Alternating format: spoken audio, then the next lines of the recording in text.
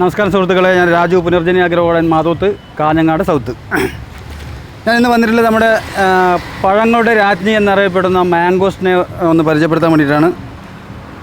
ഏകദേശം നമ്മുടെ നഴ്സറിയിൽ ഇപ്പം കായ്ക്കാനായിട്ടുള്ള ഒരു 8 വർഷം പ്രായമായിട്ടുള്ള മാംഗോസ്റ്റിനുണ്ട്. അതൊന്ന് കാണിക്കുക എന്നുള്ളതാണ് എൻ്റെ ഉദ്ദേശം.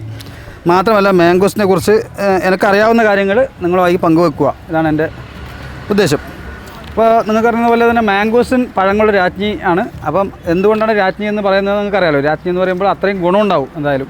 അപ്പം ഈ പഴത്തിന് നല്ല വിറ്റാമിൻ സി ധാരാളം അടങ്ങിയിട്ടുള്ള ഒരു പഴമാണ് മാംഗോസ്റ്റിൻ.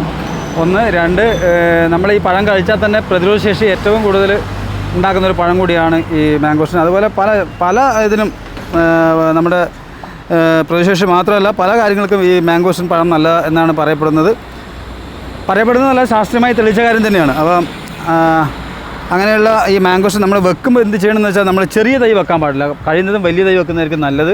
ചെറിയ തൈ വെച്ച് കഴിഞ്ഞാൽ നമ്മൾ ഏകദേശം ഒരു 8 വർഷമെങ്കിലും വേണം ഒരു മാംഗോസ്റ്റിൻ കായ്ക്കാൻ. വലിയ വെയിൽ വേണ്ട. ഇതിന് ഷെയ്ഡിൽ വെക്കാൻ പറ്റുന്നതാണ്. ഇപ്പോൾ തെങ്ങുകളുടെ ഇടയിൽ വെക്കാം.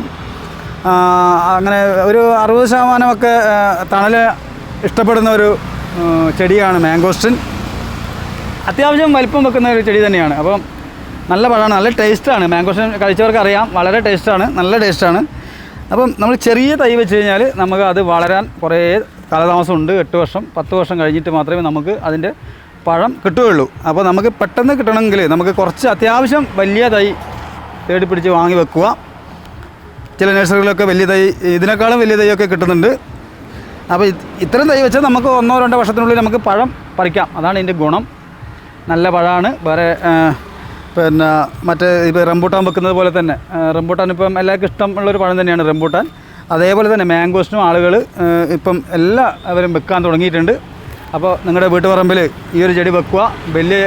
അത്യാവശ്യം വലിപ്പമുള്ളത് തന്നെ വെച്ചാൽ നമുക്ക് പഴം പെട്ടെന്ന് പറിക്കാൻ പറ്റും. അതുകൊണ്ടാണ് വലിയത് വെക്കാൻ പറയുന്നത്. ഇത് നടുമ്പോൾ നമ്മൾ ചെയ്യേണ്ടത്, ഇത് ബഡ് തൈ വരുന്നുണ്ട്.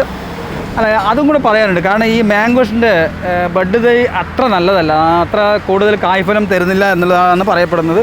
മാത്രമല്ല തൈ അത്ര ഉഷാറും ആവുന്നില്ല. മാംഗോസ്റ്റിന് എപ്പോഴും നമ്മൾ സീഡ്ലിംഗ് ആണ് വെക്കുന്നത് നല്ലത്. വെക്കുമ്പോൾ നമുക്ക് ഇതിൻ്റെ വലിയ കുഴി കുഴിച്ചുകൊണ്ട് ചാണകപ്പൊടി, എല്ലുപൊടി, വേപ്പിൻ പിണ്ണാക്ക്, കടലപ്പിണ്ണാക്ക് ഉണ്ടെങ്കിൽ അത് ഒക്കെ ഇട്ടുകൊണ്ട് ആയിരിക്കണം വെക്കേണ്ടത്. നല്ല വെള്ളം കൊടുക്കണം എപ്പോഴും. വേനൽക്കാലമാണെങ്കിൽ നല്ല വെള്ളം കൊടുത്തിരിക്കണം. അതുപോലെ തന്നെ പൊതിയിട്ട് കൊടുക്കുക, വേനൽക്കാലത്ത് പൊതിയിട്ട് കൊടുക്കുക. ഇതിൻ്റെ ഇലക്ക് എന്ന് പറയുന്നത് ജലാംശം കൂടുതലുള്ള ഒരു ഇലയാണ്, കണ്ടില്ലേ? നല്ല ഗ്ലേസി ആയിട്ടുള്ള ഒരു ഇലയാണ്. അപ്പം അതുകൊണ്ട് തന്നെ ഈ സൂര്യപ്രകാശം നേരിട്ട് പതിക്കുമ്പോൾ ഇതിൻ്റെ ഇലകൾക്ക് തുള വീഴാൻ സാധ്യതയുണ്ട്. അതുകൊണ്ടാണ് ഇത് ഉണങ്ങുന്നത്. ഈ സൂര്യപ്രകാശം കൂടുതൽ കൊള്ളുമ്പോൾ ഉണങ്ങുന്നുണ്ട്. അപ്പോൾ ഇതിൻ്റെ ഇലകൾക്ക് ജലാംശം കൂടുതലുള്ളതാണ് അത് സംഭവിക്കുന്നത്. കാരണം കുറച്ച് കട്ടിയുള്ള ഇലയാണ്, കണ്ടില്ലേ? നല്ല തിളങ്ങുന്ന ഇല. അപ്പോൾ കുറച്ച് തണലത്ത് വെക്കുന്നതായിരിക്കും ഏറ്റവും നല്ലത്. ഒരു 60% തണൽ കിട്ടുന്ന സ്ഥലത്ത് തന്നെ ആയിരിക്കണം മാംഗോസ്റ്റിൻ വെക്കേണ്ടത്. ഇതാണ് മാംഗോസ്റ്റിനെ കുറിച്ച് പറയാനുള്ളത്. നന്ദി, നമസ്കാരം.